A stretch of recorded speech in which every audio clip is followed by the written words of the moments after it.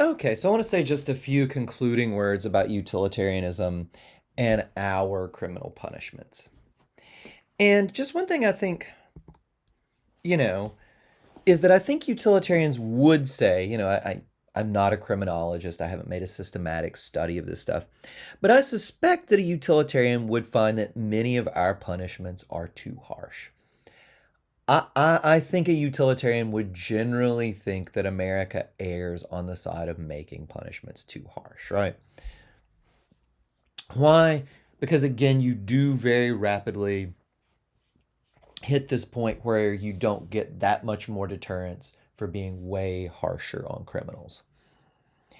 And I think the utilitarian would say, and utilitarians do say, it's like, well, look, a lot of our thoughts about crime and punishment are based on revenge. The utilitarian, that just won't make sense for them, right? What is the point of causing more pain? That's just pointless. You know, you can't say, well, the criminal deserves to suffer if you're a utilitarian. What's the point, right? So, I'm not going to go through each crime, but, if you look at crimes and punishments, I think a utilitarian would almost certainly support the moves towards sentencing reform, shorter sentences generally that you're seeing nowadays. And I think a utilitarian would also support and put a lot of emphasis on programs like job training in prisons or college classes in prisons that prevent recidivism, right? Making college classes available to prisoners is pretty big. This actually does a whole lot to drop recidivism rates. Other job training programs, things like that, utilitarians would like, because it's really bad if we have to keep putting people in prison. And, again, some people will say, it's like, well, look, isn't the point of prison for criminals to suffer? Why give them these programs? Why reward them for committing crime? For a utilitarian, that won't make sense, right? They are not focused on any idea of giving people what they deserve. We can argue about what criminals deserve, what that might look like. That'll actually be a huge issue for Kantians. Utilitarians just won't care. What is efficient?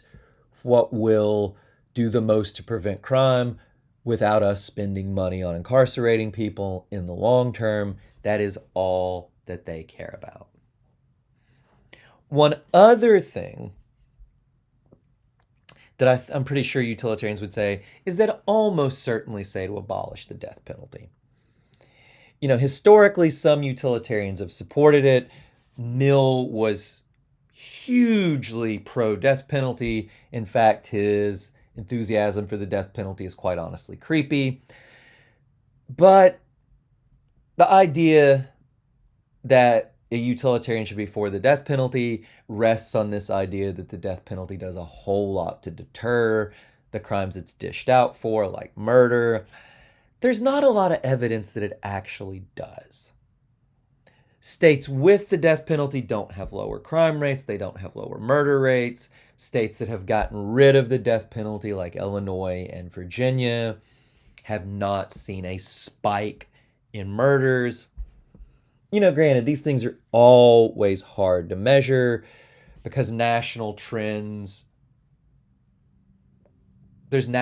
of crime going up and down. That does more than just about anything to determine what crime in a state looks like. But you would at least expect murder in states that have gotten rid of the death penalty, if it was a deterrent, to go up. That's not really happened, as far as we can tell. Most criminologists don't really think it's much of a deterrent. Even police chiefs are kind of skeptical on how important it is, right? So, look, I'm not an expert. If you find great evidence that the death penalty does a whole lot to deter, I'll just admit that I'm wrong and I'll probably re-record this lecture. But the evidence I'm familiar with says that the death penalty is not particularly effective as a deterrent. At least it's not more effective than just sending murderers to jail. So I think that the utilitarian would probably not support it. One final thing is that crime, especially violent crime, is linked to age. As people go into middle age and especially old age, most people, there's exceptions, right? If you do some Google searches, I'm sure you can find an account of an 80-year-old who horribly murdered somebody, right? But those are the exceptions. Most people who commit violent crimes are less and less likely to offend as they get older. The numbers drop consistently all the way into the 40s, then they start dropping even more sharply, as far as I know.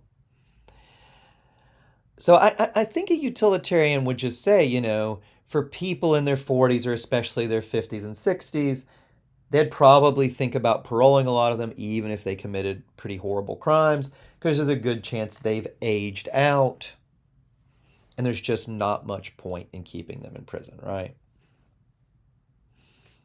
So, and you might say, well, look, is that fair? If someone deserves to be in prison for 30 years because they did something horrible, or they deserve to be in there for life because they killed somebody, how is it fair to parole them just because they've hit 60 and 60-year-olds are not likely to commit crime? Well, the utilitarian answer would just be, I don't care about fairness, right? It's not something that registers for me. I am just interested in, is it worth keeping this person in prison? And when it comes to 60-year-olds, the answer is usually no. I mean, we have to think about the deterrence you get from the length of sentences. That's part of it too. But in a lot of cases, they're just going to say, no, no, no. Let's start thinking about paroling even violent criminals when they get to an age where they're not likely to do this in the future. All right. So that's the general utilitarian framework, and I think some of its more specific recommendations. We will now move on to the Kantian approach to criminal punishment, which is going to be rather different. Actually, I don't think that what Kantianism is going to recommend is going to be vastly different from utilitarianism. We are not going to get different pictures of the criminal justice system. They are going to differ on some points. But overall, Kantianism is going to have a different style of reasoning, even when Kantians and utilitarians reach similar destinations in thinking about criminal punishment. They're going to do so by very different roads. All right, so next lecture we will start talking about the Kantian approach to these things.